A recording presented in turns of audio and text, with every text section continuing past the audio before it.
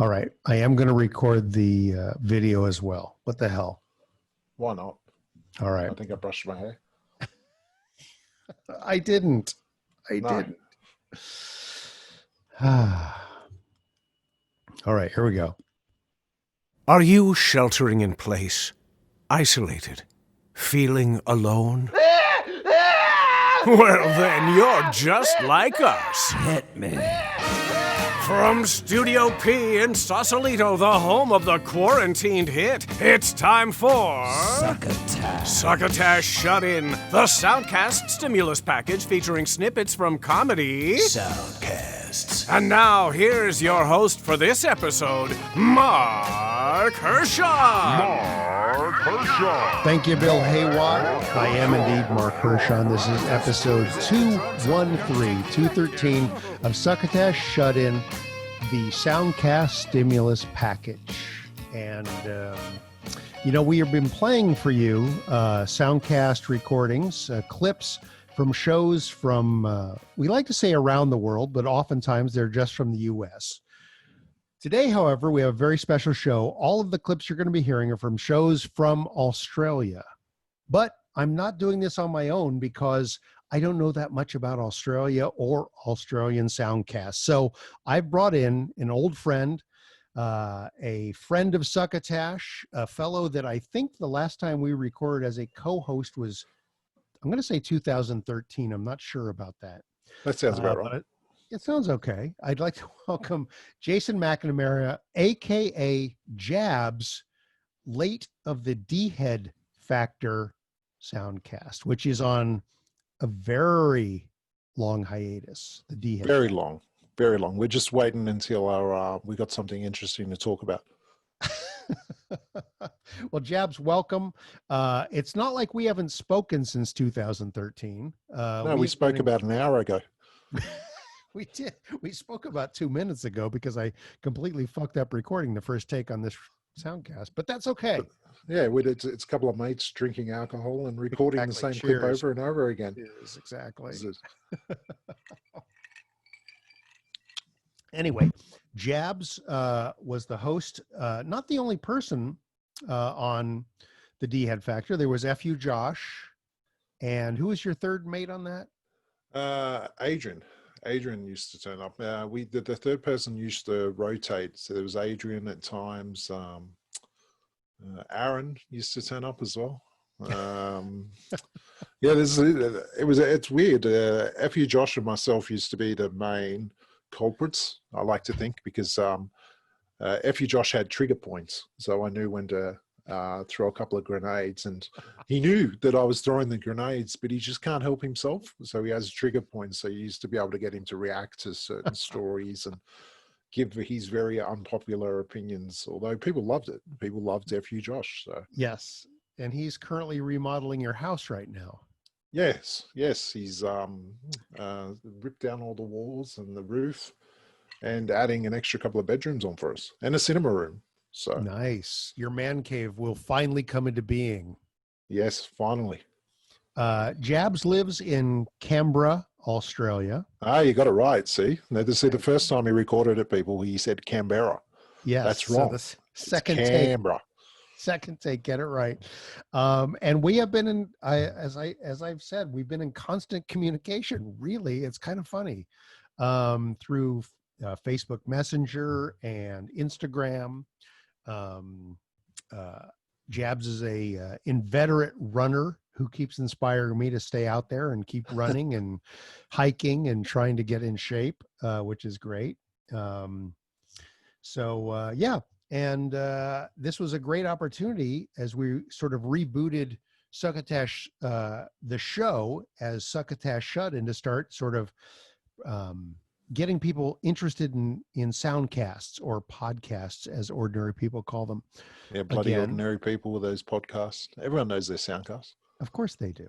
And I said this is what we did before. We said let's turn people on to some shows that are coming out of Australia, but they're available everywhere thanks to Apple Podcasts and Spotify and Stitcher and all these outlets. But you may not know of them. So I asked Jabs, find us, a quartet of clips from some shows you may not know about, and let's feature them. So that's what we're going to do here today.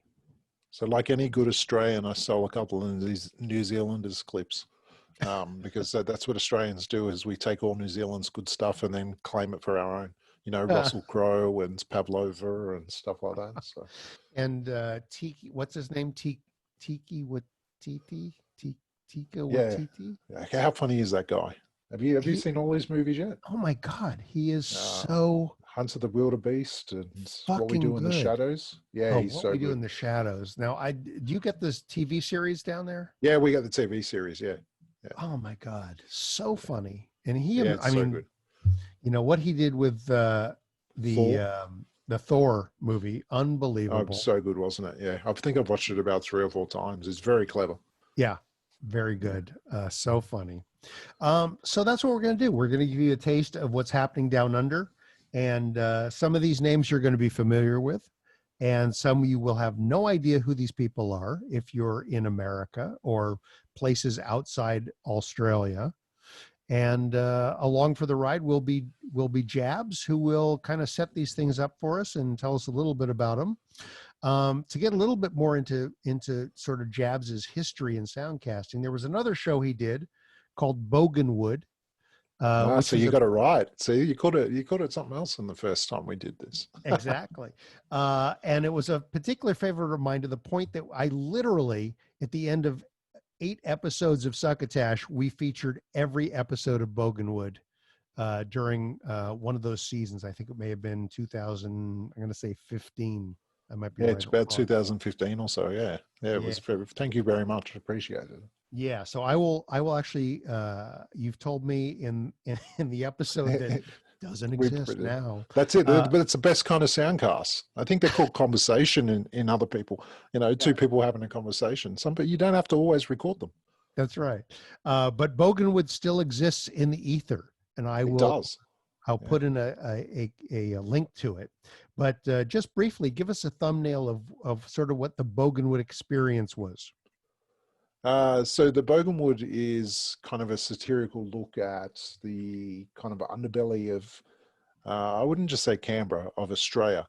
I think, so yeah, even the first time I struggled to say it. It's kind of, it's kind of the people that, the way I always put it is people that spend a lot of energy trying to get something for free, if they could have just spent that energy maybe focusing on getting a job or going and doing the job right, they would be highly successful because of the amount of schemes, employees, and everything that they actually administer. And in some of the episodes, they're actually quite clever if you think about it, how they get away with stuff and how they actually make things line up. It's like the underbelly of Australia. I think we're trying to work out what the American equivalent was. I think we talked about sort of white trash. White trash is probably the best way to say it. And I mean, the idea that they would scheme to try and get a squeegee and a bucket of water and wash people's windshields at an intersection, and go to so much trouble just to get that together. So the thing with Boganwood is that it's based on a form of truth. So we actually do have window washers, and they make up to around $400 a day. No kidding. Because people just want them to piss off. So you see this guy with a dirty bucket and stuff like that, and they come and wash your windows.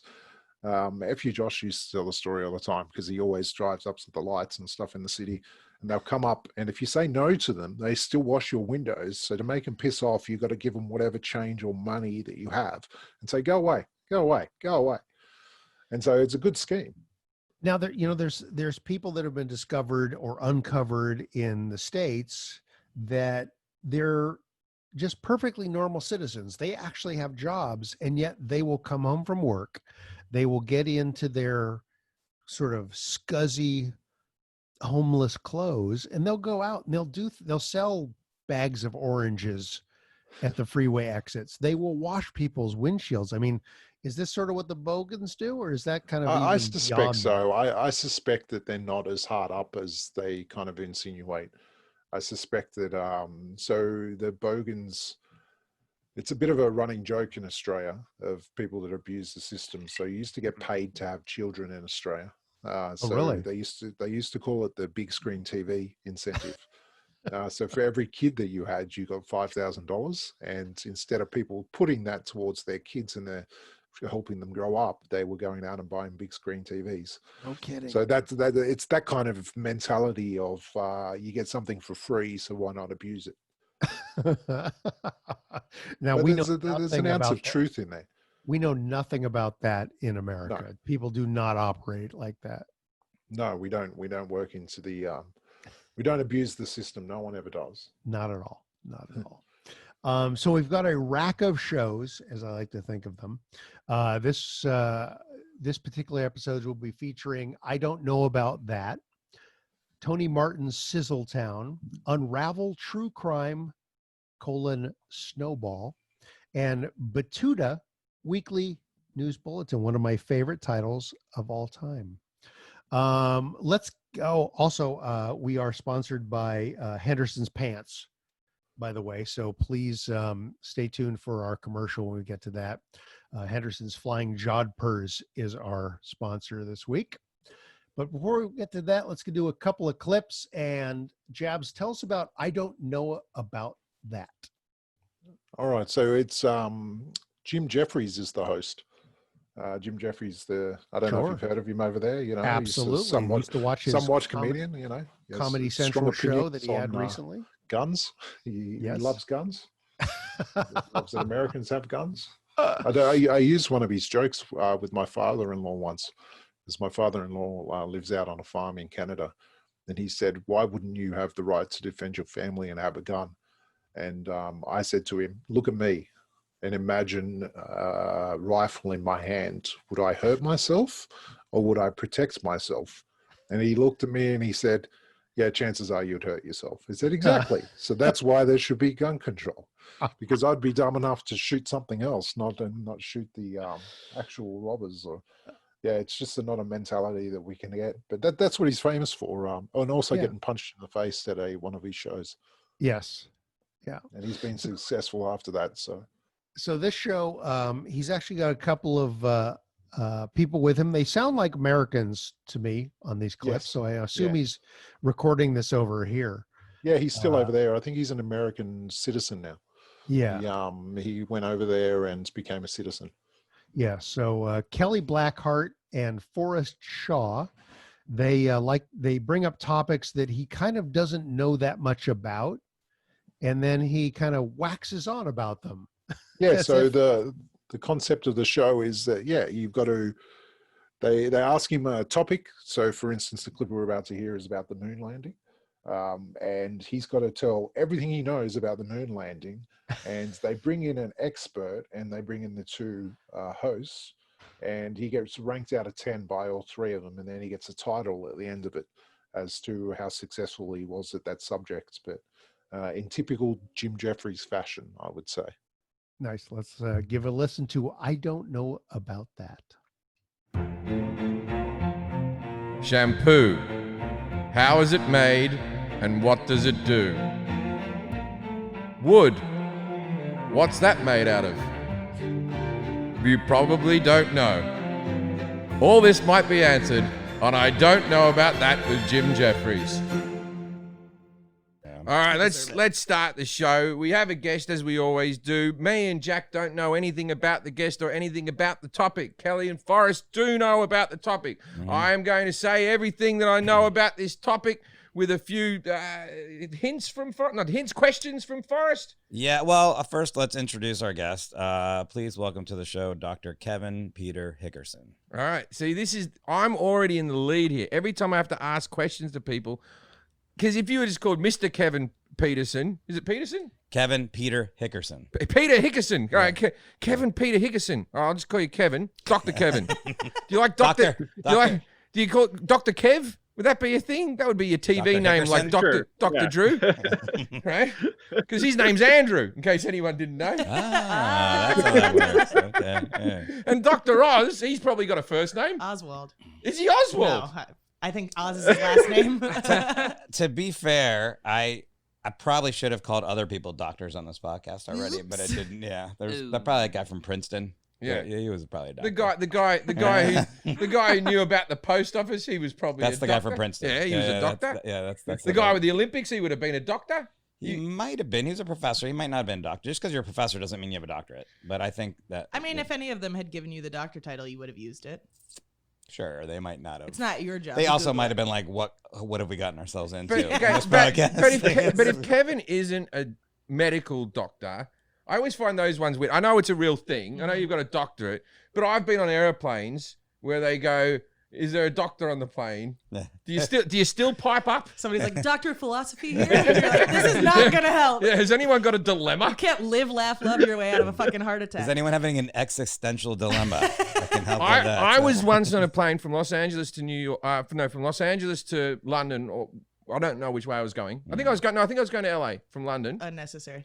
Yeah, well, it kind of is. Okay. And a guy had a heart attack on the fucking plane, sitting next to his wife, an old fella, had a heart attack, just sitting there, and they went, "Is there a doctor?" And then they worked on him a bit, and then he died, but we were over, the Atlantic, or whichever way we fly. I think it's the Atlantic, right? It is. Yeah, and we're over the Atlantic, so there's no turning back. So they just fucking put a blanket over the cunt's head, right?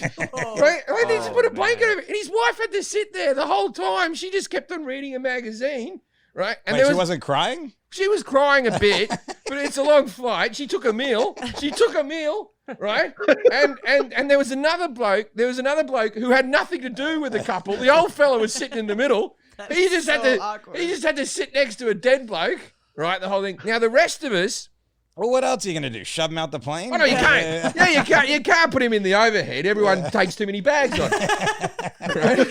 That's why you're only allowed one carry-on in case there's a dead body. in the cockpit. When we landed, we all understood that we had to stay seated until they got the dead body off. Like we were all like, "All right, we have to chill here." Yeah. Right. But like they were on the way to the bathroom. They were like 3 rows back from the bathroom. So you went to the bathroom and then you were lining up for the toilet. And I stood next to her for a while. I was like, "Yeah, sorry about that." Condolences. Now, was this one of the times that you masturbated in the airplane bathroom? Because that would make sense. That's how he. See a dead body. You're like, gotta go. It's go time. No, that's how he died. He went in there, tripped over, banged his head. But yeah, I saw a dead guy on a plane. All right, so getting back to Dr. Kevin Peter. I'm just saying the doctors did nothing. So here's part of the show called Judging a Book by Its Cover. Jim's going to try and guess what your field of expertise is. Well, or what you're going to be talking about today. Let's just do that. Okay. Are you involved in medicine? What we're talking about today specifically? I know, but I'm going to find that out through these questions. Are you involved in medicine? Not really, no. Are you a doctor of history? Is that a thing? Is that a thing? Yes, it could be. Are you a doctor of history? No. No. Do you give do you talk at do you lecture at universities? No. Oh, fucking what do you? That'd be nice. By the way, this is what. Actually, I know what it is. Every show Jim does this. He goes, "What are you an expert at?" I know what he is. I'm looking at him. He's wearing a flannel shirt. He's a fucking tree doctor. All right, so that's Jim Jeffries. If you've been wondering what he's done since he left Comedy Central, you can find him on the whatever download service you like, whether it's Apple Podcasts or Spotify or Stitcher. You will find I Don't Know About That. In addition to Kelly and Forrest, there's a young comic named Jack Hackett as part of this crew. Yep. And as you can see, he kind of goes off on his tangents, as he does in his comedy shows. When I don't know if you've seen the new Netflix one, Intolerant, yet. Yes. How good is it? And he's telling that story, but he just keeps deviating from the story to tell a joke. Yes. And that's what he does in the podcast. Like really good comedians, to them, it sounds like going off on a tangent, but they always are able to find their way back to where they left. Yes. Yeah, the main road. He does it brilliantly. It was one of my favorite comedy shows, I think. And that's what reminds me in the podcast that his brain's automatically in that mode where he goes off on tangents, as you heard in that clip. Yeah. And then he brings it back because it was about the subject of doctors and like, what is a doctor and who is a doctor? And, is a doctor just someone that can do this? And, and he goes off on that tangent, but then he brings it back to, oh, that's right, I'm talking about the moon. Yes. Yeah, he's brilliant. Great comic. And I've not seen him live, but I have a couple of friends that have gone to see a couple of his shows here in the Bay Area. And he's every bit as hilarious in person, which is nice to know. Yeah, he's very, very good. He used to do the talk show as well, but I think we were talking about it before. I think he quit the talk show. He said because there was too many comics, too many different nationalities. So, well, that's one good. I guess one reason we've not seen it. One less. Yeah. But now he quit and went to a Soundcast, as all professionals do. Yes, as most of us who really know what the business is about, because you can't make more money than you can doing a podcast or a soundcast. Yeah, but you can. You just got to do it the right way, like us. You just got to do it as a conversation and forget to record it and then send it out to people into the ether. Exactly. Our next clip up is from Tony Martin's Sizzletown.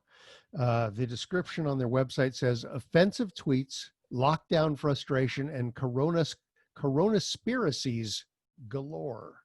So Tony Martin, tell us a little bit about him, because I've never heard of him before. Tony Martin is a very famous comedian over in Australia. And he was part of a comedy troupe back in the day called The D Generation. And they used to do a show called The Late Show as well. And it was kind of a little skits and stuff. And it was just very popular in that. And this is his now take on a late night call-in kind of show. And again, using the same kind of humor. He's still got it, and it's quite hilarious. And one of the most popular podcasts in Australia. So let's listen to a little clip of Tony Martin's Sizzletown. Right, can you see me? Yeah. Because all I can see is the beach ball. There's now a question mark. Oh, can you hear me? Oh, yeah, I can hear you. Oh, it's terrible sound, though. Oh, well, let's see. Oh, God. Should I just try one? Yeah, it's worth a shot. See how everyone's doing it. Okay, here we go. This podcast is brought to you by Allegiance Wines, a boutique, family-run, small parcel. No, it's not good enough, Matt. Yeah. You're supposed to be an award-winning audio engineer. This doesn't sound good. Try switching it off and switching it on again. Seriously? That's your best idea? Yep, give it a go. All right. I don't know. It's Oh, hang on. Oh, this sounds good. Yeah, quick, do the read. Yeah. Sizzletown. I did that bit. Small parcel. Yeah. With a range of international award-winning wines. Oh, this sounds great. It does. Keep going. They have an amazing array of varietals, regions, and ranges. So visit allegiancewines.com.au to find out more and to order online. Allegiance Wines, producing the highest quality wines from Australia's premium regions. It's gone bad again. Yep, wind it up. Hello, you're on Sizzletown. Am I? Yes. What on? Are you recording? We're live. All right. For a podcast. Yes, it's for a podcast, so no, it's going to air it. Oh, that's unfair. Well, mate, there's too many fucking podcasts, right? Are there? The government's got to start culling them, mate. Right, and every cunt's got one. Whoa! Yeah, sorry, please, mate. Keep it clean. If you, I don't trust them. Well, hey, who is this? My name's Shane Williams. Tablets. Tablets? Yeah, for the voices. What for? No, it's just tablets. Just Shane Tablets, mate. Okay. Come on. Yep, Shane Tablets. And what do you want to talk about this evening? Yeah, the government, right? They're taking your temperature for the COVID, right? Yeah. What are they fucking doing with it? When they've got it, when they've taken your temperature off you, right, mate? Yeah, well... I went into fucking chemist's warehouse, right? Yes. He won't let me in until... I'm going in to buy a fucking thermometer. He won't let me go in until he takes my temperature. Oh. I go, what is fucking going on? I'll take your fucking temperature, cunt. Hey, come on. Yeah, well... So what are they... They've taken it, right? They've got a fucking dossier of how many degrees I'm at. That's all contributing to their fucking 5G database. Yeah. And then they unleash the 5G and bang. And what happens? You go to that whatever temperature they fucking want. So someone's manipulating your temperature. I'm fucking boiling thanks to the fucking government. Yeah, right. And this is the government's doing, is yeah, it? well, they're all doing sneaky deals, aren't they? Yeah. Yeah. What deals? I heard Swing McPrew saying that it's all because of China, right? What? The fucking Belton Road. The what? The fucking Belton Road, mate. They're fucking Victorian premiers fucking turning Victorian roads into China. Oh, well, I don't think that... It's the Chinese road, right? That's their fucking road, yeah, right? See, I'm not sure that they're putting a road that's just China, right? Like when you're on that fucking road, that's China. Right. You need a fucking passport, unless you're Chinese, right? That's the thing, right? They're putting down the new Silk Road. The only fucking Chinese people... Well, hang on, that's not how it's going to work. Well, that's what it is. They're paying for it. They're buying a bit of Australia now. That's fucking China. And then they just join all the fucking belt roads up, right, from fucking Melbourne all the way to fucking Shanghai, mate. Yep. It's all joined up like a fucking Hot Wheels road. Is it? And only Chinese people can drive. Okay. Like, what if you're half Chinese? Okay. Could you drive on half of it? Listen, I don't think that's how it works, okay? I don't know, mate. It's their fucking road. But it's a... And where's it going? I don't know. Going down to fucking Port Phillip Island or something and fucking getting the penguins. The penguins? Fucking signed up. I'll be fucking Chinese next. Well, okay. Thanks, Shane. Okay, mate. Yeah, I think that's probably enough of that. Yeah, well, you think about it, mate. I gotta go. Yep. Because you could be tracing this call. Tracing? To my fucking mum's place. Where? To the bunker. Oh. All right. So See you, if mate. Oh, he's gone. He's gone, Matt. All right, that was Shane Tablets contributing to the tapestry of ideas here at Sizzletown. All right, so joining Tony Martin on that is Niles Nyquist, which I don't know if these are real people or not. Shane and then redacted. So his last name does not appear. It literally says redacted. Simon Haight and the Pikelet Man on the line from their respective bunkers. So obviously these guys are all on lockdown. What is pikelet? I don't know pikelet. Okay, so pikelet is a pancake, basically. Oh. So it's a kind of a English version of a pancake. So it's a pancake man, which makes a lot of sense, doesn't it? Yes. But as you can see, I suspect that maybe the people that are calling in might not necessarily be real people, but you don't know. It's not like the type of person I wouldn't run into if I went down the shops now. They sound like characters to me, but I agree with you. They could be real. Who knows? Because they seem as clueless as most of the people you'll find on Twitter or Instagram or Facebook. And it's such a weird podcast, but it works really well. And I listen to it while I'm running as well. So it's quite good to kind of get a bit of a trot on and run up behind people and start laughing in their ear. Nice. So that's Sizzletown. Look for it wherever you stream or download your podcasts. Soundcast. God. Soundcast. Damn it. Trump's America. We will be back after a word from our sponsor, Henderson's Pants, and their brand new flying jodhpurs.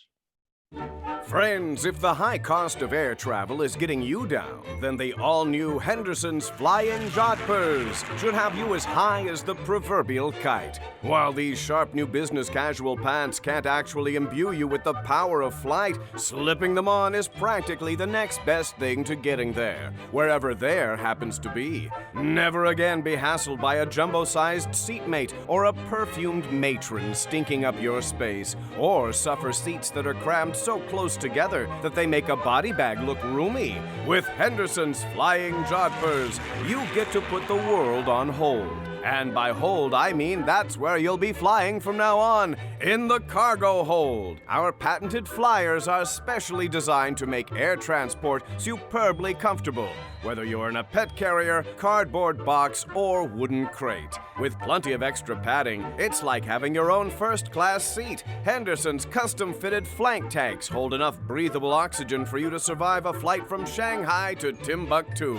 With the extendable bib and hood lined with 100% 100% genuine alpaca. You'll stay toasty warm no matter how high you happen to fly. And speaking of high, unlike makers of inferior brands of aviation breeches, Henderson's flying jodhpurs come with a built-in altimeter, so not only will you be alerted when your air supply starts to run thin, but you'll also know when you've made it into Henderson's exclusive Mile High Club. While most reputable air carriers prohibit passengers from flying in the cargo hold, Henderson's has worked out agreements with the remaining disreputable airlines to welcome aboard anyone sporting a pair of Henderson's flying jodhpurs. Originally designed for Amelia Earhart, the Wingwalkers Club of Altoona, Ohio, and Area 51, Henderson's flying jodhpurs are available wherever Army and Navy surplus goods are sold. That's Henderson's, makers of fine slacks and loincloths since 1903. And now, back to Succotash. Thank you again, Bill Haywatt. I don't know what we would do without you. So look for Henderson's pants wherever you can find trousers, I guess. I don't think. Down at the local. Yeah. Just head down to Kmart in Australia or Big W or Target. So Woolworths here. Woolworths, I know over there it's something different because I've seen Oh Brother Where Art Thou, and I based my life on that movie. I know Woolworths is more of a kind of an they sell clothes and stuff here. Here it's just a supermarket. They just sell food. Oh, here. really? Yeah. So don't go to Woolworths in Australia. I don't even know if there are any Woolworths left in America. I used to live right next door to one. I used to work at a Montgomery Ward's, and there was a Woolworths in our shopping center. And all I really remember is the smell of corn dogs. They sell corn dogs as well. Yeah. We do have Costco over here now, which is fascinating because they sell beautiful. hot dogs over here as well. So yeah, beautiful. I think the corn dogs, I think they're called battered savs here. Is that like a hot dog covered in batter? Yes. Yeah. So battered sav. Yeah. I think it's been described, and don't quote me on this, but as nature's most perfect food. It's pretty good. Pretty good. You can get them down the local fish and chip shops. Nice. Our next clip is from a show called Unravel. This is a true crime podcast, and there's a lot of true crime stuff on Soundcast now. There's My Favorite Murder. It's actually the most popular Soundcast genre right now is true crime. This one comes from Australia. This is the 4th season. It's subtitled Snowball, and this is a trailer rather than a clip. So this is a trailer for what the season's about, and it is crazy. Yeah, it's just fucking crazy. And I think that's the best way to put it. And the reason I chose it instead, I know it's a comedy Soundcast show, and I think it needs a bit of explaining because it's not just a true life comedy kind of show. It's a true life story, but there's a lot of comedy at the kind of side of it, of how the family deals with the stuff that happens and the way. So we'll listen to the clip, but I don't want to give too much away because I think some of the part of the mystery and part of the fun is in unraveling the story. Yeah, give a listen to Unravel. My brother married an American con artist. I find myself in a murky world of con artists and swindlers. This isn't the kind of story you would expect to happen to a pretty average Kiwi family like mine. I was just gobsmacked as to what's going on here. I just remember it being like, whoa. She had this dark, vivacious... And then, whoa. A surfer's skin and look to her. And then after like 2 or 3 woes... She's a sociopath. It wasn't really a surprise. You're like, I wonder what the next woe is going to be. What happened cost us everything. I held it up to the light and everything merged. In the end, my parents lost more than $1 million. We'd been done. Mum and Dad ended up homeless. We just were destroyed. It all started when my bro Greg was a backpacker in London. She's very bubbly, effervescent personality. He met Leslie Manoukian. She has a laugh that could, you hear it across the room. A confident, charismatic Californian. Well, let's throw in there Kim Kardashian look-alike, sophisticated female operative. She knew how to sort of work people. Ready to woo me as well. Greg was wooed. I was an Americanophile. So he brought his American dream girl home to New Zealand. When you marry someone, you feel like you really know them. Within a few months, Leslie had taken off to the US, and none of us ever saw her again. I was living overseas when all of this went down. I normally work at an Australian radio station, helping other people tell stories. Now, I'm going to investigate the story of my own. It was so weird. Smuggled out of Armenia? What? Whoa. Explain. It is weird. It is weird. And as I start digging through what happened, weird doesn't even really cover it. She got on the wrong side of the local mafia. She witnessed She might have got beaten up. murder. Or she got home invaded in her house or something like that. Die. They're going to kill me tonight, Dad. Learner basically being taken by these criminals. Got on this chartered airplane. Parents had to pay for a private jet to come get her before the mafia killed her. Oh, God. There's just so many questions. How did this happen? Why did this American woman con my family? Why did you do this? How did she just get away? Oh, shit. She's done it again. Who else has this happened to? Does the name Leslie Manookian mean anything to you? Oh, you bet. Never forget her. This woman's a bit kind of like, not what she claims to be. And that was her allure. You just followed her. I don't think she ever thought she would actually get caught. It just started getting shadier and shadier. When I got home, there was a bong load, a martini, and a blowjob, and I just didn't think about it. F off, screw you, this is your karma. And who really is Leslie Manookian? Like, a part of me believes that she's just like, oh, the scammer? A really broken person. You'll never really know what was real or not. To find answers, I'll have to get past her big shot lawyer to the stars. Can you believe this jerk? Oh my fucking God. As your lawyer, I'm starting to make threats also. Are you serious? And I'm going to travel across the world to track Leslie down. What are we getting ourselves into? Okay. I'm running. Stand by. I'm Ollie Wards, and I want you to come with me. The snowball for the new season of Unravel is about to hit you. This time, things really do get personal. She's walking just in front of you, bro. Where? In the middle. Join me for Snowball. Okay. Oh, yeah, I see her. Subscribe to Unravel. I see her. The ABC's award-winning true crime podcast. Oh, she's getting in a car. Wherever you're hearing this now. She's getting in a car. Damn it. Or on the ABC Listen app. Damn it. So I love the fact that the con woman is from California, which is where I'm from. Which I also doubt she's actually from California. Yeah, they go into it a fair bit, actually. I don't want to give anything away. I want you to all go in cold. But yeah, there's a lot more to it than what you expect, and it's the way in which the family deals with it. Like, the dad is hilarious. The brother, at one point they go to America, and they're meant to be undercover, so to speak. So they're meant to try and follow a certain person. And they go and buy a hot rod. They go and rent a hot rod to drive around, and they have this argument about looking at it very inconspicuous and making sure that the car that they're in doesn't just stand out in a crowd. And that's the brother's point, is that, this is what everyone drives in America, so we should drive this. It fascinates me, the sense of humor and the whole story. Well, I mean, the thing sounds like a spoof to me. Yeah. Yeah, but it's not, I assure you. It's not. It's real. No. But I was mentioning before this there's a show that's been out a couple of seasons now called This Sounds Serious. And the first season was about a murder, about a twin brother who kills his twin. And it's a completely fabricated thing about a woman who loves 911 calls. And she's followed this one up from Florida where the guy's called, his brother's been killed.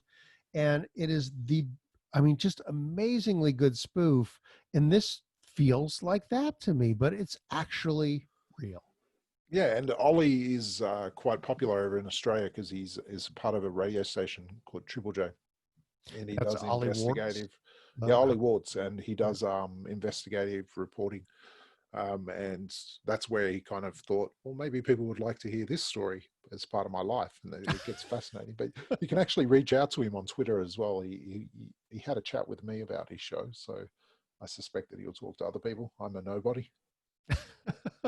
You're not. Don't No. ever believe that. That's exactly right. Don't ever believe that. I'm just trying to lower myself to everyone else's standards. So that's Unravel True Crime. Snowball. Check it out.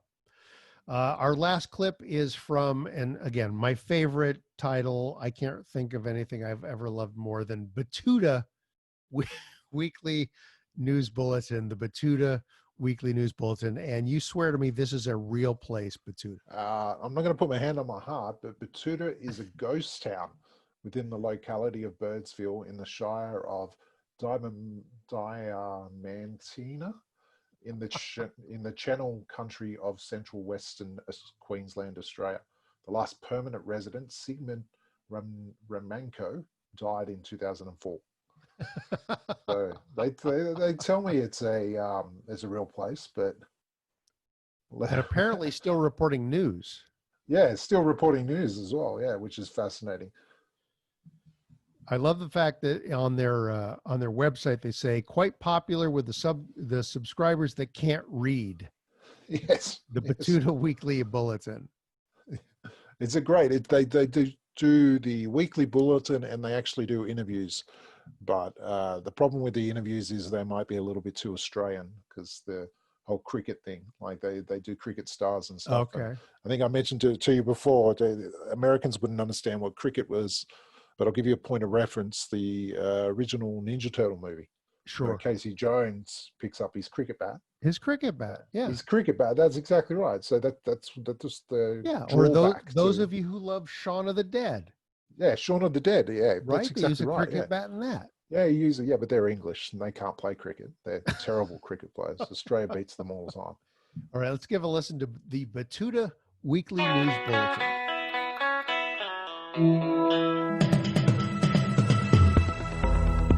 You're listening to the Batuta Advocates Weekly News Wrap on Desert Rock FM 96.5. Welcome back to the Batuta Advocate Weekly News Bulletin. You're joined today by myself, Clancy Overall, editor of the Batuta Advocate, and of course, editor at large. How are you, Errol? Good, mate. Slummet Siam, good to see you. And Wendell Hussey, our millennial, borderline Gen Z newsreader. How are you, mate? Very well, Clancy. Always a pleasure to be here. How are you? Good, good. You playing up on TikTok and all that shit? Some good stuff on that TikTok. You should get around it. Why don't you kick us off, man? Go ahead. Righto. We'll start off with some big local news that has national ramifications. Another controversial slave master has been thrown into the river by protesters. Yes, incredible story, this one. A group of activists somehow managed to lift the Nike outlet off the ground down there in Batuta's French Quarter and throw it into our city's canal. Yes, of course. Nike is one of the most notorious slave masters in the history of mankind. And given our lack of traditional statues here in the Diamantina, the activists decided to take one of the giants of exploitation and the pioneers of sweatshops and erase that from our town. Yeah, it was quite a scene. Nike are still trying to fish that outlet store out of the water, but their attempts continue to get sabotaged, so they might have to leave it in there for a little while until that stops. In news from down south towards the other end of the country now, and a group of young blokes in black puffer vests are still standing guard around John Howard's statue. Well, they didn't do a very good job, did they? Because Johnny Howard's little statue was defiled by the rabid left over the weekend. They mustn't have had any ununionised workers there to do the job for them. So, yeah, there was a weak point and the protesters got through. Yes, obviously someone must have distracted them with a little stock tip, because Johnny and little Tony got fucking defiled with red paint. And these blokes have apparently promised their dads it won't happen again. There was a comment on that one from John Smith saying they were just a group of 270-month-olds wearing R.M. Williams twirling around mum's 2010 Mercedes keys in their fingers. Very specific from you, John Smith. Now, staying on the big issues, and an inner-city lefty has revealed that she's worried the Black Lives Matter campaign is starting to overshadow the importance of keep cups. You wrote this one, Clancy. Yes, after 3 weeks of global protests against the systemic racism shown towards people of colour by law enforcement and the courts right around the world, Local campaign organiser Claudia Wyatt-Power says she's starting to wonder if other important movements are getting drowned out, like keep cups and recycling. Yeah, she said she hasn't seen too many keep cups out and about since this whole thing started. And while she fully supports the movement, she says it's important that we don't lose perspective. Moving on to some international news, and it's been revealed that Americans are so mad they might even consider thinking about possibly voting. Yes, well, over there in the developing world, you don't actually have to vote if you don't want to, because as we saw in the 2016 presidential elections, a mere 58% of eligible voters bothered to even vote. That's possibly because nobody seriously believed the winner could be someone who at the time was famous firing people on reality TV and giving Macaulay Culkin directions in Home Alone 2. But apparently after weeks of civil unrest, they are now thinking about putting pens on paper. Let's just hope they aren't African Americans and live in certain suburbs in Atlanta and Alabama where they will not be able to vote outside of midday to 2 p.m. on a workday, which is commonly known as voter suppression, and very effective when getting Republican presidents elected. We'll see if it plays out like that. Finishing on a feel-good story now, and we wrote an in-focus piece with a resident of our town. The headline on that one was, bloke who has nothing to offer social media but gym selfies, now relevant again. The gyms are back open, baby, and for someone like Tim Harris, that means his personality is back, on display for everyone. Yes, cue the leg day jokes and the protein shaker getting out during all business meetings and Zooms. This story coincided with a piece of research released, revealing that fitness selfies on social media are up 350%. Pyramid scheme nutrients are flying out of the cardboard boxes in the garage again, and weights are being thrown onto the floor at record levels around the country. Terrible. If you go to the gym, wake up to yourself. We're all going to die one day. If you are a young person and you're going to the gym for the sole purpose of trying to prolong your life, just take one look at your fucking super and stop by the news agency on the way home and pick yourself up a 50-pack of cigarettes. Here, Errol. Anyway, that's it from us this week. As always, thank you for tuning in. We'll be back again in 7 days' time with the whole team to deliver you the biggest stories of the week. If you are after more audio updates, make sure you subscribe to the Batuta Advocate Daily News Bulletin and stay up to date with what's happening on a 24-hour basis. It's goodbye for now. My name's Clancy Overall. Talk to you next time. Wash your hands and don't shit with the door open. Nama saya Errol. Bagus sekali. Selamat malam. Goodbye. All right, so you're listening to Cadet Wendell Hussey. I don't know, is Cadet a title? Is that a name? I don't know what that means. Yeah, I wouldn't read too much into it. And then for all of that ostentatiousness, they then also have color commentary by Errol and Clancy. No last names. No. No other identification. I would highly recommend that you go onto their Facebook page and follow their page. They're That's right. One of the most fascinating, Batuta Advocate. But one of the most fascinating things for me is that I always thought they were just satirical headlines. Yeah. So they would just post these headlines on it. But then I started clicking into them, and they're actual written as articles as well, which you, of course, would love because it's the same kind of stuff that you do. But the thing that struck me as strange was about 6 months ago when they wrote an article, the actual national press ran with it, thinking it was a true story. And they were quoting them as the people that did it, which is fascinating. But, you know, I think they've got headlines like substitute music teacher wastes 5 minutes of everyone's life by setting homework. A man quickly deletes all dating apps after his aunt says that she knows a girl who might be good for him. Excellent. Property investors selling a house at a loss expects the nations to feel sorry for them. So they draw the line of nice satirical comedy, and I have to admit, I find them quite funny. So that's the Batuta. That's BETOOTA, the Batuta Weekly News Bulletin. Great show. Love it. Yes, very good. We mentioned this again. I hate to refer to a recording we did that didn't actually record, but we mentioned some of our... It was a practice run. It was a practice run, but in addition to the fact that Jabs and I have stayed in contact all these years, there's a number of other people that we still have in common. People like Davian Dent. Davian, Mr. Silver Award winning Davian Dent. Yes, congratulations, Davian. He has the Bitter Sound podcast. He has what is his other podcast? The Strange Times. Strange Times with Kat and Kat Sorens, and then sort of a weird revolving third person. And then sometimes they've got a theme and they tell people not to call in, and then other times it's just a free for all. It's an old school soundcast. It's one of the best ones because it's never really deviated from the way that it's designed to be, which is just having a bit of fun. And yeah, it's really good. And then with Davian's unique touch, it's very produced and polished. And whilst it sounds like it's raw, you can also tell that he puts a lot of love and care and attention into it. So he does. He's a very brilliant man. He does. He was part of my Sleeve Talkers pilot that I played in episode 211. He played an MI5 officer who was on loan to the Secret Service in the United States. I listened to it. I loved it. I thought it was great, and I'm hoping there's going to be more episodes. I hope so. Maybe someone will pay us to produce them. I don't know who that is, but we'll see. Who knows? Maybe Trump will pay maybe us. Trump. Trump's America. Just hit him up. Tell him that you'll put a pro-Trump ad at the beginning of it all. Exactly. Right next to the Jeffrey Epstein one. Other friends, just to mention them, people like Ed Wallach. And, Ed's doing well. I know. I still touch base with him, and Tom Beavis out there. He's doing a new comic podcast. Travis and Brandy Clark. Travis and Brandy, yeah. Brandy's doing a cooking podcast, which is always good. She reaches out to me every now and then for Australian cooking. I think she's only ever done it once, but I'll say every now and then. But I still talk to Travis and Brandy. They're great. And yeah, I see them whenever I get to LA, which is great. Yeah. He's producing a lot of podcasts now. He's not doing his own, but he's a producer, a legitimate producer. And he's doing really well with it as well. He's having a great old time. Yeah. I send him Snapchats all the time, but I think he said to me once, I don't know how to respond to half of them. And I said, just ask Mark. Sometimes he comes back to me going, what the hell's that? What did you just send me?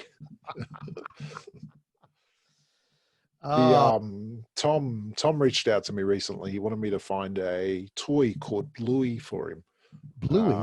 Bluey. So it's a little blue heeler that's a cartoon over here, and somehow I found its way to America. So I've got to track down a toy for him, which should be at every local supermarket and stuff that we have over here, but over there it's really hard to get. Nice. And I think I was telling you about Angus as well. Oh yeah. So Angus wants me to find him a hose that straps onto your front as a crutch. And the attachment, when you strap it onto your front, shoots the spray out in a certain manner. And you can put the soap in the back and you can wash your car from it. So that's down at one of our local shops as well. So I think Canberra's doing well as a result. And Canberra used to be known just for porn and firecrackers. Now it's known for these kind of things. That's fantastic. We had somebody who returned from Australia at my office before the lockdown and brought a giant collection of Tim Tams. Is that right? Tim Tams. Yeah, they're great. Yeah. Oh my God. Fantastic. They're good. Did you bite the end of them and then drink your coffee through it? Yes. Yeah. So you bite the top and the bottom and then you drink your coffee through it? Yeah, it's fantastic. Yeah, that's good. Yeah. So he taught you the right way. Yeah, they're so good. I'll send you a care package over anyway. I'll send you some good stuff. And I think you were talking about chicken salt before, like how you finally tracked down chicken salt. Yeah. Vegemite we were talking about. Yeah, Vegemite.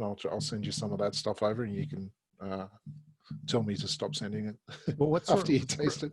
What sort of American treats would you like? I'll send you in exchange. Funnily enough, the American stuff we can get down at our local IGA at the moment. Independent grocery store, which is weird. We can get the Butterfingers and Captain Crunch and stuff. It's very odd. Captain Crunch. Favorite cereal. One of the things I got into from America, I went to Canada and they taught me how to make hot wings. Because we could never get hot sauce here. But now they sell Frank's hot sauce at our local Woolworths. Which is fascinating because we don't have hot sauce like you guys do. We don't have that. We have chili sauce. We have all these kind of Nando's, which is a chicken shack kind of a place. But they don't have that kind of beautiful vinegary hot sauce that you guys have over there. There's a Mexican restaurant in our town called the Taco Lounge. And there's a ledge all the way around the restaurant that has hot sauce. 300 different kinds of hot sauce. It's amazing. And they don't have hot sauce in Australia? Well, no, they got hot sauces, but that it's not like the American ones. So they don't. Interesting. Australians have only in the last probably 5 years started making hot wings. Okay. I mean, I'm sure they always had, but it's only ever been a big thing in Canberra and stuff. Now restaurants sell them, hot wings, and they do the coated buffalo wings and stuff like that. Of course. Whereas they never used to do that before. No kidding. Yeah. I said my brother-in-law asked me once, he goes, what are you going to do in Australia? Because they're only $2.50 a kilo over here. And my brother-in-law asked me what I was going to do in Australia when the price went up on chicken wings. Yeah. I said, oh, mate, you don't know Australians. Once the price goes up on them, they'll just stop buying them because they're not going to spend money on that shit. They'll just coat chicken in, other bits of chicken in it. So, but yeah, I think we're doing all right at the moment. You'll have to, we'll have to look for some movies or something and maybe I can't get access to. Yes. Let me know. I will find it and get it to you. Although everything seems to be available online now.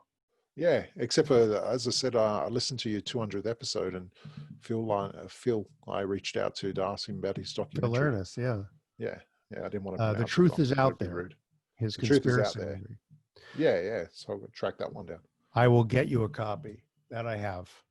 Yeah, it's I was disappointed though the 200th episode didn't feature our clip of thank you to Succotash. You're gonna have to play it this episode, you know that. You know what? I'm going to because I still have it. I know he sent it to Tyson, but maybe he just overlooked it or he said these guys sound drunk, which you did. We were very drunk. But if you remember the Dhead Factor, there was not many sober episodes, if any. That's true. I will play it right now. Oh, you going to the noodle market?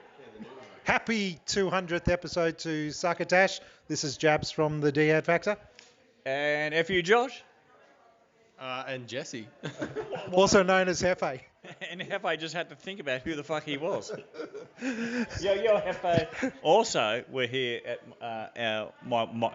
it's terrible. My wife. It's my wife's birthday. We share a lot of things. I don't know. We're having his cocktail party, and Hefe decided to wear shorts. Shorts. Who wears shorts? No one wears shorts to a fucking cocktail party. It's a cocktail party. Invite clearly said cocktail party. And swimmers. And it says. And it did. It's a contradiction. I swim in jeans. Well, it depends how drunk we are, but I've seen it done before. Challenge accepted. Last time we were in the spa, though, no one was wearing jeans, let alone any clothing. I remember those days. I got the full kit out, but you guys were too busy stuck in between. No, that was me. I was wedged in between the spa and the side wall. Yeah. Because I lost my phone. Yeah. But I think we're sidetracked because it's 200 episode. Marc Hershon. Marc Hershon. No, say it, Josh. Go. Marc Hershon. What's his name? Marc Hershon. No, he's not the host anymore. Who's the new host? Yeah. Go. That fucked me. Who's the new host? I got nothing. Come on, it starts with a T. Can you spell it out? If you spell it, I won't be able to remember. You still won't know what that is. You may have to write it down. Yeah, okay. He's a famous boxer. Tyson, yes. Tyson. Now I need to check that. Yeah, make sure those guys. Yeah, I got that. Well, because they don't play us anymore, so we don't listen to their show. Maybe that's why. Maybe this is why this is the final episode. Maybe the Dhead Factor hasn't been around for a couple of years. years. No, that's it. So this is a comeback. This is a decade. Yeah. Well, we had that big fight. Remember? Yeah. We finished on that big fight. Is that because Hefe wore pants? Yeah, Hefe wore and pants. We told him not to wear pants. He came in wearing shorts. We said, we've got to record something for the 200th show of Succotash. We all got dressed up. Hefe wearing shorts. And thongs. And thongs, not the American thongs that you put up your ass crack. Yeah, that's right. That you put on your feet. Flip-flops. Yeah. So happy 200th episode to the Succotash. Yeah, I agree. I concur. You agree to that? I'm pretty sure I was looking for a bit more motivation. You want to take two? Go. Yes! Yes! 200th episode, you beauty! What are you doing? I wasn't recording. Oh, shit. Jabs, thank you so much for taking the time to record this episode, not just once, but twice. The second time's always better. Always better. It's like cake the next day. Yeah, that's it. That's why we're both runners. Not to live, but to eat. That's it. Exactly. I only run to eat and drink. Jason McNamara, thanks so much for taking the time from Canberra, Australia. Thank you, and Mr. Hershon. I'm going to have you back on the show again. Oh, you can have me whenever. I mean, we've done it twice. We could do this every week. Exactly. In fact, maybe Or we could just we could just talk to each other. Let's do our own show. We'll forget to record it, and we'll just call it a conversation. That sounds great. Take care, my friend. Talk to you soon. Thank you. Bye. All right, I've got to read you this tweet that I just read from Donald Trump that popped up on my iPad. Oh, God It's help. unbelievable. All caps. So mad. 3 exclamation points.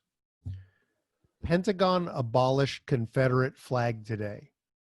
The flag is tremendous, all caps, part of our history. It's a symbol of love, all caps. The Confederate flag. Plantations kept black people employed and gave them free food and housing. Oh my God. Black unemployment was very low back then, like now, with me as your president. Doesn't he scare you? It's unfucking believable. I watched that. We don't have Hamilton over here, but Disney Plus started over here, and they put Hamilton on there. Yes. Oh my God, that was amazing. It was absolutely amazing. And I kept thinking, how do you have these people that built your nation, and then you allow someone like this in here? Like, it just doesn't make any sense to me. Like, the amount of fighting, and like, you had to get the English out, and you had to do all that stuff, and then it's like if people just gave up and put Trump in there, it just doesn't make any sense. It makes no sense. And there's people that are just rabid fans of this asshole. But do you think it's like complacency? Do you think people just didn't vote because they just thought, well, there's no way that idiot's going to get in? Yes. Yeah, because there was only a 58% voter turnout. Yeah, exactly right. And I think, because I listen to Freakonomics a fair bit, and I think he broke it down into, it was something that would only ever happen in once in a lifetime, because there was about 5 things that happened that led up to it, like people pulling out of the race and stuff like that. And someone that was just treated as a joke started gaining momentum purely because no one had any options. No, and people just thought, there's no way this guy could win. No, well, you've only got until November, right?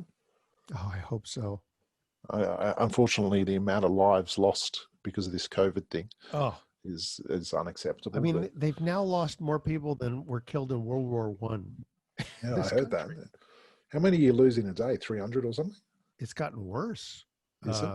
Yeah, I haven't seen the figures now, but this week, the last 2 weeks has been unbelievable. Just getting sick, and then I'm not sure, but I know in Texas and I think Arizona, they've had to bring in like refrigerator trailers.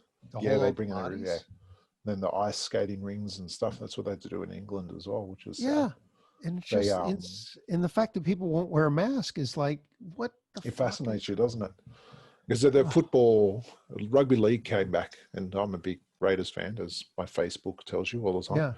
Yeah. But we go to the games, and they opened it up to 6,000 people, and Josh rang, and he's like, "Are we going to the game?" And I went, "No, we're not, mate. I work at a freaking hospital.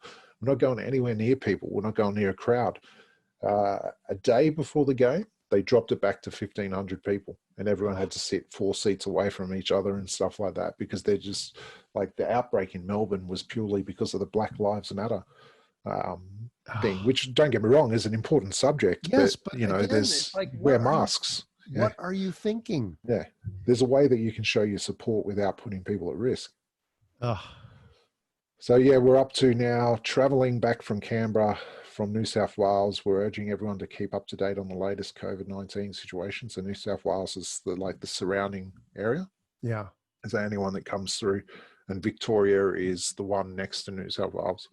So anyone coming through New South Wales might have to sit at home for 2 weeks as well now. Wow, no kidding. Yeah. Unbelievable. Yeah. It's fascinating, but we'll get through it. Always do. Somehow. Well, again, thank you for doing this a second time. Insane. That's right. But this will be up. Good to catch up. Yes, absolutely. Tyson will have the next episode up this Tuesday, and then this will drop the Tuesday after. You'll know when it goes up. I'll let you know. For sure. Yeah, no worries. Jabs, thanks so much. Love it. Love you. That's all right. But take care. And what time's it there now? 11 o'clock? Now, almost 11. Jesus. It must be time for bed. Oh, it's a Saturday night. It is. Troll through old school Netflix movies. Find some horror movies. Sounds good. Good. All right, buddy. Take care. Thanks, Mark. Always good. Talk to you soon. See you later. All right, chum. Take care. Bye. You've been listening to Succotash Shut-In, the Soundcast Stimulus Package, with your host, Marc Hershon. Brought to you by Henderson's Pants, TrumPoetry.com, and Imagine your company's name right here. Find us on the web at succotashshow.com, on iTunes, on Stitcher, on iHeartRadio, on YouTube, on SoundCloud, on the Laughable app, and tattooed on your mother's rear end. You can hear us streaming and like us on Facebook. Follow us on Twitter at Succotash Show. Email us at marc@succotashshow.com. Or call into the Succotash Skype line at our toll call number 818-921-7212. You can also upload clips from your favorite comedy soundcasts directly to us using our direct upload link at hightail.com/u/succotash. Production of Succotash is overseen by Joe Paulino through the auspices of Studio P. Sausalito, the home of the hit. Our hosts are Marc Hershon and Tyson Sainer. Our musical director is Scott Carvey. Our booth assistant is still Kenny Durgis. And until next time, I'm your loyal booth announcer, Bill Haywatt, reminding you to please wash your hands and pass the Succotash. Goodbye.